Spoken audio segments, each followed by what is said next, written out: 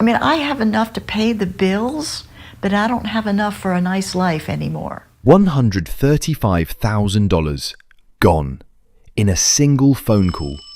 See this woman? Her name is Carolan.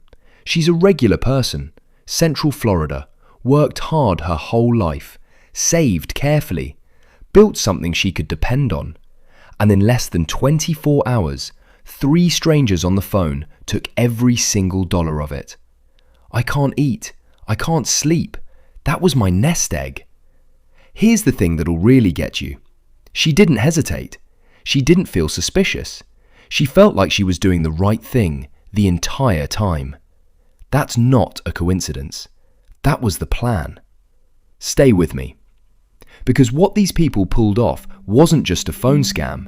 It was a carefully rehearsed, multi-person psychological operation. And by the end of this video, you'll understand exactly how it works and how to make sure it never works on you or anyone you love. Okay, so picture this. You're going about your day, nothing unusual. Then your phone rings. The caller ID shows your bank, Fifth Third Bank. You answer. A woman's voice, professional, polite. She introduces herself as a representative from Fifth Third Bank and immediately hits you with something that stops your heart. Someone in Akron, Ohio is trying to access your account right now. As we speak, they're attempting to drain your funds.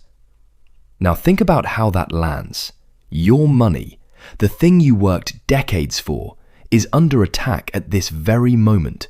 Your brain doesn't go to, is this real? It goes straight to, how do I stop this? That mental shift from calm to panic in under 10 seconds, that's not an accident. These operations are designed by people who understand exactly how fear works in the human brain.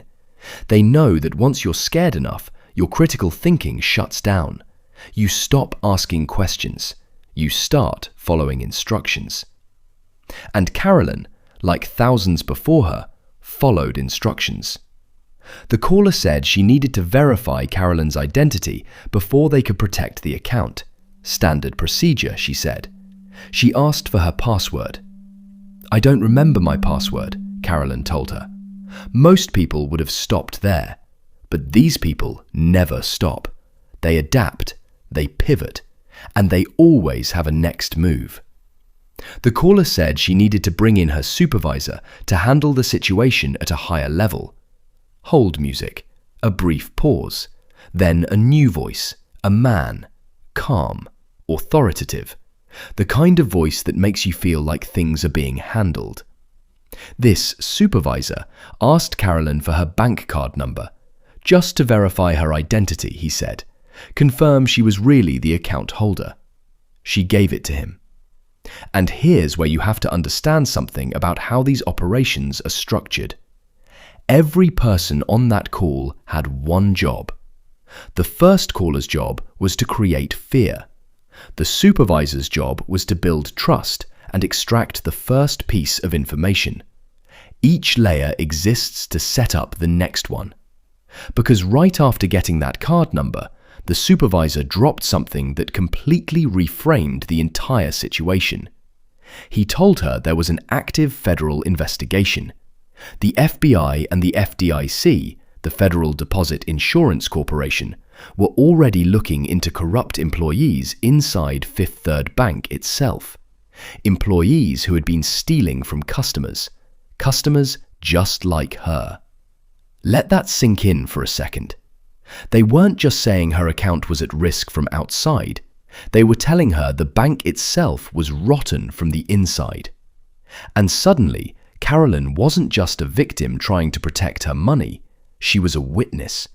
Someone with a role to play in something much bigger. That reframe from victim to participant is one of the most powerful psychological moves in the entire playbook. Because now she's invested. Now she wants to help. Then they transferred her to a third person, someone who introduced himself as an FBI agent. And this is where the operation reached its most sophisticated level. Because this person didn't just talk the talk, He sent her something, an official-looking message, a document outlining the fake investigation, with details, formatting, the whole thing. Think about what that does psychologically. You've been on the phone with people who sound real, and now you're holding something in your hand that looks real. Your brain starts connecting dots that aren't there. It starts building a case for why this must be legitimate. Retired FBI agent Keith Given, who now runs Integrity C, a private investigation and cyber fraud consulting firm, explained exactly why this works so well. More sophisticated teams will use multiple people. They feel if they use more than one person and they put the person on hold, that adds to their legitimacy. Multiple voices, hold music, transferred calls, official documents. These aren't random choices. They are deliberate tactics borrowed directly from how real institutions actually operate. And that's what makes them so devastatingly effective. Because here's the reality. Most of us have called our bank and been transferred. Most of us have been put on hold. Most of us have received follow-up emails or documents. So when scammers replicate that exact experience, our brains say, yes, this is familiar, this is normal. Carolan had absolutely no reason to doubt what was happening. None. And then came the ask. The fake FBI agent told Carolan she had a chance to help them catch the corrupt bank employees red-handed. But to do it, she needed to move her money. All of it. $135,000, wired to a Bank of America account in South Florida. The cover story? She was purchasing a business. That was the paper trail they needed to lure the corrupt insiders into the open, they told her. She did it. She wired every dollar. Because in her mind, she wasn't losing money. She was protecting it. She was helping federal agents take down criminals inside her own bank. She was the good guy in this story. It wasn't until the following day that the truth hit her. A real call. A real person. And the devastating realization that every single voice she had trusted over the past 24 hours, the bank rep, the supervisor, the FBI agent, was a stranger, a criminal, someone who had studied her fear and used it like a weapon. I have enough to pay my bills, but I don't have enough for a nice life anymore. She said that quietly, not dramatically, just quietly. And somehow, that makes it so much harder to hear. Here's what you need to understand. Carolan's story isn't an isolated incident. It's part of a pattern that is growing at an alarming rate. Chris Edwards, head of fraud prevention at Fifth Third Bank, confirmed that bank impersonation scams like this one tripled from 2024 to 2025. And they're on track to climb even higher this year. These aren't one-person operations running out of a basement. The most sophisticated rings involve coordinated teams, assigned roles, scripts, fake document generators, spoofed phone numbers that make it look like your actual bank is calling you. Keith Given put it plainly. The one thing for people to be aware of is they're always pushing this sense of urgency. You have to take action. Urgency. That's the master key. It's in every version of this scam. Because urgency bypasses rational thinking. When you believe you have 30 seconds to save your life savings, you don't stop to Google. You don't call a family member. You just act. And these operations are engineered specifically to keep you in that state of urgency from the first word to the last wire transfer. Fifth Third Bank confirmed they reported the case to law enforcement and made immediate efforts to recover the funds. But by the time Carolan called them, the money was already gone. Moved.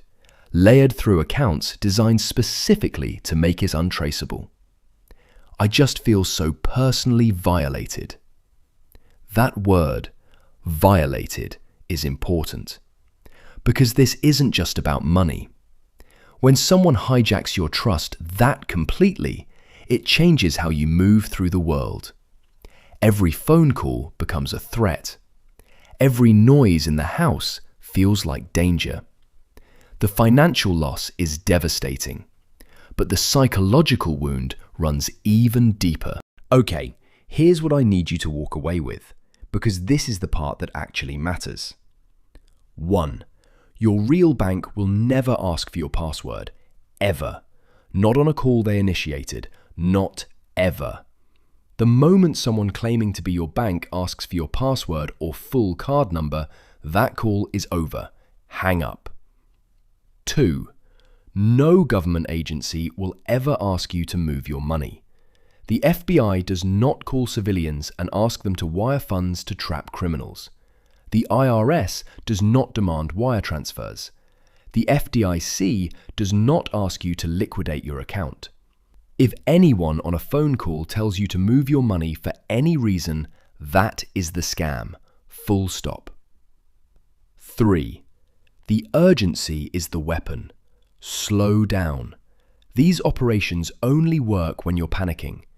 If you feel rushed, that feeling itself is the red flag. Real banks and real agencies give you time. Real institutions don't threaten you into making irreversible financial decisions in the next 10 minutes. 4. Always verify independently. Got a call that sounds like your bank? Hang up. Don't call back the number they give you. Find the number on the back of your debit card or on the official bank website. Call that. If it was a real emergency, the real bank will confirm it. 5. Official-looking documents mean nothing. Scammers can generate convincing fake documents, fake badge numbers, fake case file numbers in minutes. Receiving a message or document during a call does not make that call legitimate. 6. Tell someone before you do anything. Before you wire a single dollar, tell a family member, a friend, anyone. Say it out loud. Someone from my bank called and is asking me to wire $135,000. Saying it out loud to another person almost always breaks the spell. 7. Report it immediately. If you realize you've been targeted, call your bank right away. File a report with the FBI at ic3.gov. Contact local law enforcement. The window for recovery is narrow, but it exists, and speed is everything. Carolan's case is still open, and right now, the chances of recovering that money are slim. 3 strangers spent less than 24 hours on the phone with her. They never met her. They never broke into her house. They never touched her. They just talked. And they walked away with everything she had saved. I'm just every now and then I just break into tears and everything makes me afraid. I hear a noise in the house and I just feel personally so violated. That's what this kind of violation does to a person. And it's happening every single day to people who are smart, careful and trusting. People just like Carolan. People just like someone you know. So do something with what you just learned. Share this video. Send it to your parents. Send it to a friend who you know picks up every phone call. Because awareness is the only thing that actually stops this. And if you want to keep up with cases like this one, subscribe to Crime Max. We cover real operations, real victims, and real tactics. Not to scare you, but to arm you. Because the best defense against people like this is knowing exactly how they think. Hit subscribe, turn on notifications, and we'll see you in the next one.